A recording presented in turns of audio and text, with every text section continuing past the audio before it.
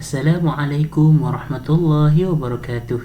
InsyaAllah pembentangan kami tafsiran ayat mutasyabihat menurut ahli sunnah wal jamaah dan golongan wahabiyah.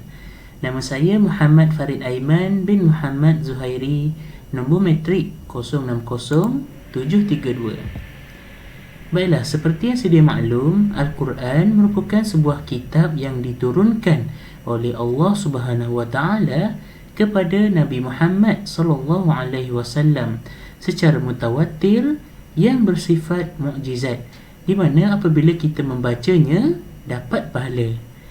Kitab suci ini juga padanya keistimewaan yang tersendiri, termasuklah menjadi panduan kehidupan umat manusia sejagat. Sungguh pun begitu, dalam usaha menerapkan ajaran Al-Quran dalam kehidupan, sesetengah umat Islam dilihat bermasalah untuk benar-benar faham setiap teks Al-Quran itu sendiri, terutama sekali mengenai ayat-ayat mutasyabihat. Antara kekeliruannya, mana satukah jalannya yang benar? Apakah metodnya yang perlu diguna pakai? InsyaAllah akan diberi pencerahan oleh rakan-rakan. Bismillahirrahmanirrahim. Assalamualaikum warahmatullahi wabarakatuh. Nama saya Ahmad Abdul Hakim bin Muhammad Humi, nombor metrik 060730. Jadi saya akan membentangkan mengenai fatwa pengharaman Al-Arqam. Jadi pertama adalah Jawatan Kuasa Fatwa Majlis Agama Islam dan Adab Melayu Terengganu telah membuat dan mengeluarkan fatwa seperti yang berikut. Yang pertama adalah buku yang bertajuk Aurat Muhammadiyah Pegangan Darul Arqam sekaligus menjawab tuduhan, itu yang ditulis oleh Ustaz Haji Asy'ari Muhammad, dan isi kandungan yang mengenai ajaran-ajaran dan fahaman-fahaman yang bertentangan dengan akidah dan syariah Islamiyah serta mengelirukan dan boleh menyesatkan masyarakat awam, masyarakat Islam, dan manaqib iaitu riwayat hidup Syekh Muhammad bin Abdullah As-Suhaimi yang ditulis oleh Muhammad As-Suhaimi dan juga yang ditulis oleh pihak-pihak lain dalam semua bahasa adalah diharamkan. Kemudian bahawasanya kumpulan Darul Al-Arqam ini berpegang atau Al-Arqam yang berpegang pada ajaran-ajaran dan fahaman yang terkandung dalam buku bertajuk Aurat Muhammadiyah Pegangan Darul Al-Arqam sekaligus menjawab tuduhan dan kitab manaqib iaitu riwayat hidup Syekh Muhammad bin Abdullah As-Suhaimi juga adalah diharamkan. Slide yang seterusnya memberi kesimpulan kepada umat Islam di Malaysia ini supaya oleh yang demikian orang Islam adalah dilarang mengamal ajaran, pegangan dan fahaman kumpulan-kumpulan Darul Al-Arqam ini kerana ia telah menyimpang daripada syariat agama Islam itu sendiri, dan kemudian dilarang juga menjadi ahli, mengetuai, memimpin, memberi ceramah tentang Al-Arqam, mengadakan kelas pengajian, pendidikan dan pembelajaran, mengadakan aktiviti-aktiviti ekonomi, sosial, program persembahan kesenian dan kebudayaan dan lain-lain aktiviti-aktiviti yang bertujuan untuk menyemarakkan, menghidupkan, menyebarkan dan mengembangkan kumpulan ini. Seterusnya, orang-orang Islam juga dilarang memiliki barang-barang mereka, menyimpan, mencetak, menjual, termasuk mengadakan filem yang berkaitan dengan Al-Arqam, rakaman audio yang berkaitan dengan Al-Arqam, pamphlet, buku-buku majalah atau apa-apa terbitan sahaja, risalah dan apa-apa dokumen, menggunakan sebarang bentuk lambang, rajah atau tanda-tanda yang boleh mengaitkan kumpulan Darul Al-Arqam kepada mana-mana harta alih atau tak alih. Dan semua pihak dilarang daripada memberi kemudahan dan membantu pihak Al-Arqam ini. Dan secara kesimpulannya, Al-Arqam ini telah diharamkan di seluruh Malaysia, di negara kita yang tercinta ini.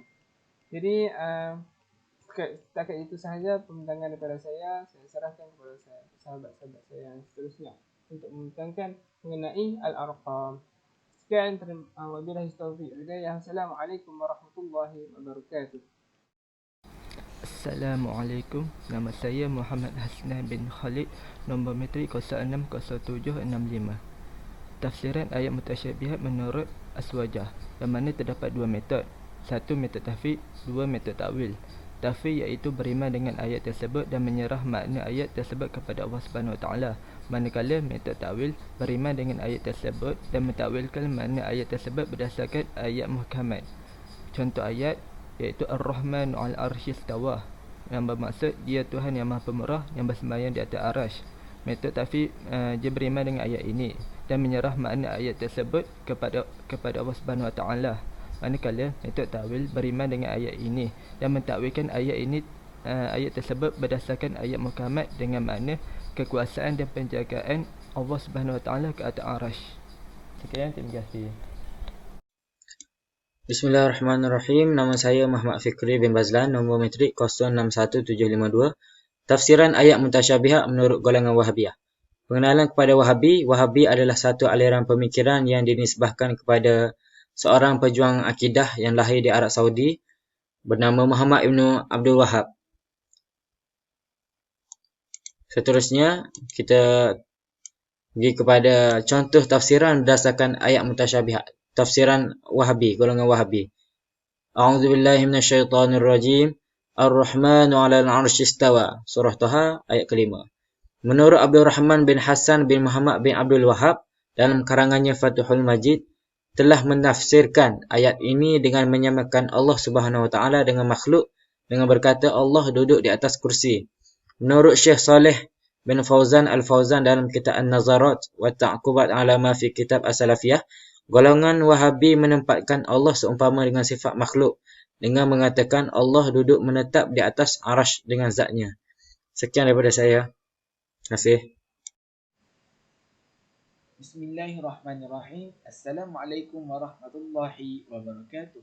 Nama saya Irsyad Afiq bin Din, nombor metrik 060725.